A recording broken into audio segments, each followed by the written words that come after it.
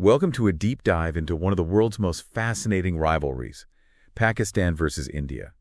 We're going to go beyond the cricket headlines today Oh, yeah, and really try to uncover what's beneath the surface. absolutely. Is it just competition or is there something more? Definitely more. I mean, we've got a bunch of sources here that get into the history, the culture, even like what the future might hold for these two countries. It's a it's a relationship that really captures the world's attention, and there's got to be a reason for that, right? Right. Okay, so everyone knows about the cricket rivalry, but one of your sources mentioned that the 1947 partition of British India actually really set the stage for this rivalry. It wasn't just drawing lines on a map, right? Oh, no, not at all. I mean, you have to think about it. One of the largest migrations in human history, practically overnight, like millions of people on the move. One of the sources actually highlights this one village where they literally drew the border right through the middle of it. Families split apart just like that. Talk about a recipe for tension. Yeah, that's a powerful image. So this rivalry, it's rooted in a very real, very human event. But how did cricket specifically become the go-to arena for this rivalry? Well, cricket was already super popular under British rule, so after partition, it was almost inevitable, I think. You've got these newly independent nations, they're eager to prove themselves, and cricket was this perfect stage. I mean, every single match became this high-stakes drama, way more than just a game at that point. I could imagine. I'm guessing some of those matches became legendary, almost like folklore. Oh, absolutely. The source here actually mentions Javed Miandad's last ball six in that '86 Australasia Cup final. Pakistan needed 4 runs to win off of the last ball. Can you imagine the tension? It's like a moment that people still talk about today, even if you weren't even alive then. Wow. It encapsulates that the unpredictable, almost mythical nature of this rivalry. Yeah. And on the other side, you have these iconic moments like Sachin Tendulkar in that 2003 World Cup, almost single-handedly carrying India to victory against Pakistan. Exactly. I mean, these matches become these huge events, stories passed down, debated endlessly. It's fascinating how sport becomes this outlet for national identity and pride. Mm-hmm. But what I find interesting is that this intensity, it often coexists with this genuine respect between the players. Okay. One of your sources argues that mutual respect is a little bit of a facade.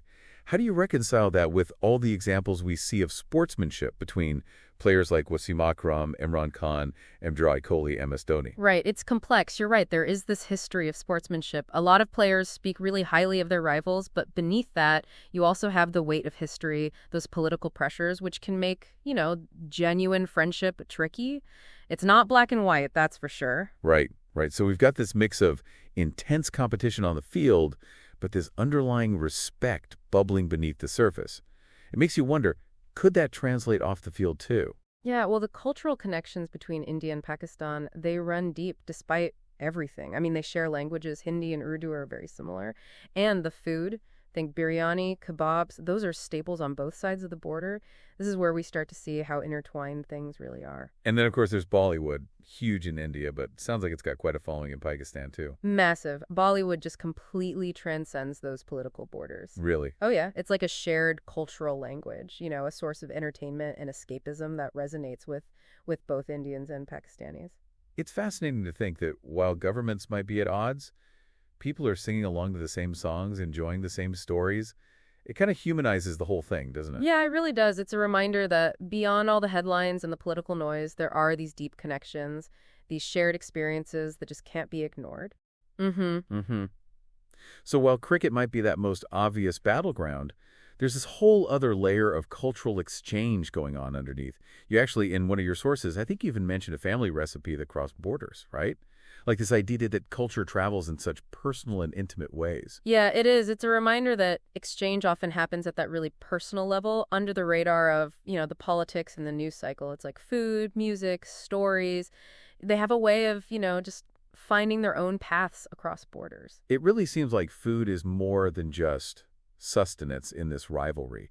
It becomes this point of connection, something that transcends the political divide. Absolutely, yeah. You see this in the popularity of certain dishes in both countries. It highlights that shared heritage, that sense of familiarity. Even with all this political tension, it's always there. Yeah, it makes you wonder if those shared cultural roots could be a bridge to something more. Maybe a future where this rivalry takes on a different form. Oh, that's a fascinating question. Can these nations with this really tangled history find a way to sort of harness that shared energy into something more constructive? Well, we're just scratching the surface here. Let's dive a little deeper into the factors that might actually shape the future of this relationship. Let's do it. There's a lot more to unpack here. Yeah, there is a lot more to unpack. Okay, so we've established this rivalry has some serious historical and cultural baggage. What are the things that might shape where it goes from here? Well, for one, cricket's not going anywhere. Right. It's just too ingrained in the fabric of this rivalry. Every match is a chance for these nations to assert themselves, to rewrite the narrative, even if it's just for a day. One of your sources talks about the 2000s when a cricket series actually helped ease tensions between India and Pakistan.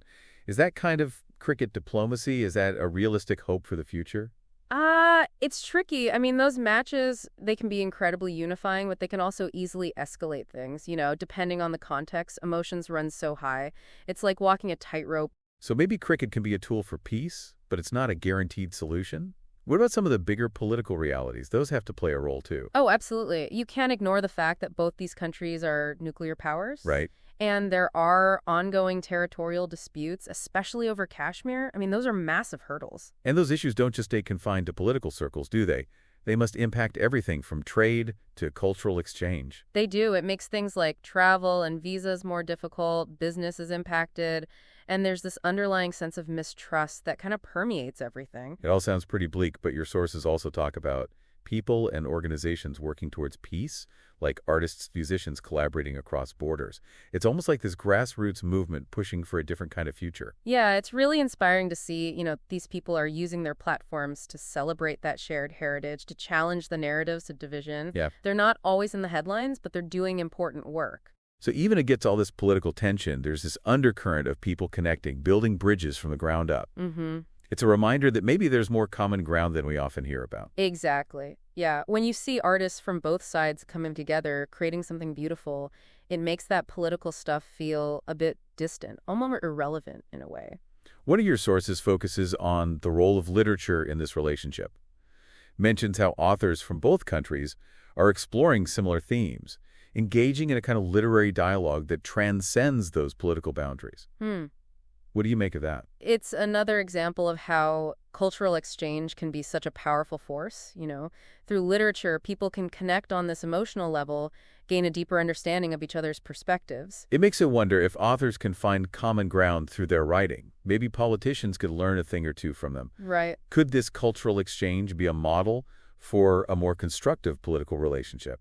That's the hope, isn't it? The question is, how do we harness that enchi, that shared cultural language, and translate it into meaningful political progress? Well, it seems like the first step is acknowledging that shared heritage, those common threads that bind these nations together. Yeah. Instead of focusing just on the differences, maybe highlighting the similarities could be a more productive approach. I agree. It's about shifting the narrative from one of division to one of shared experience, recognizing that despite the political tensions, there's this rich tapestry of cultural connection that just can't be ignored. But isn't that easier said than done? I mean, the political realities are pretty stark. How do we even begin to bridge that gap? It's a long road, that's for sure. But I think it starts with these small steps. Okay. Encouraging more people-to-people interactions, making travel and visas easier, promoting cultural exchange programs, basically creating more opportunities for Indians and Pakistanis to connect on a personal level. So fostering that human connection as a foundation for something bigger.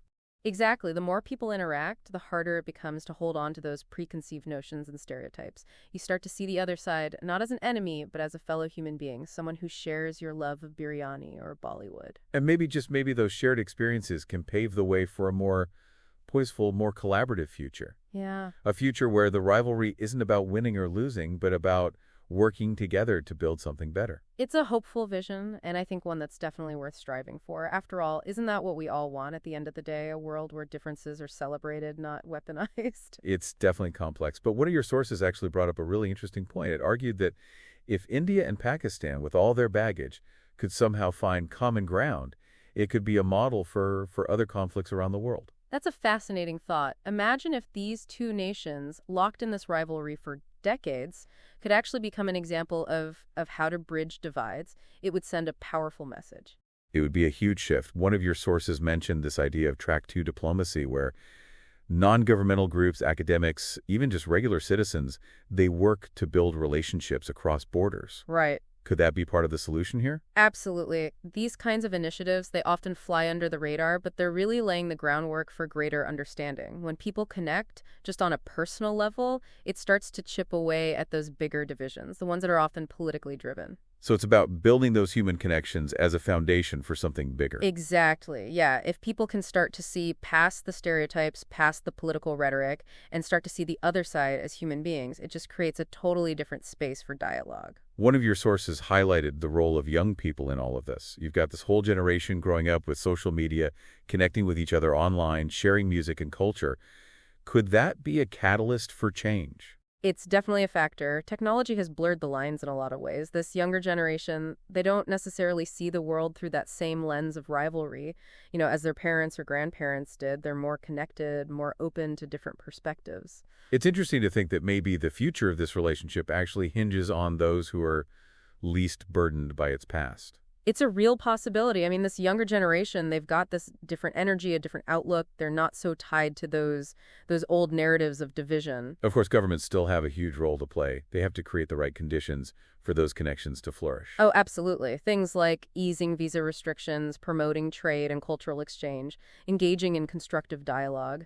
Those are crucial steps towards building trust. So no quick fix, but a combo of top-down and bottom-up efforts could create some real momentum for positive change. I agree. It's a multifaceted challenge that requires a multifaceted approach, but the potential is there, and that's what's exciting. Well, this deep dive has been a real eye-opener. I mean, we started with cricket, and here we are talking about literature, diplomacy, and the power of youth.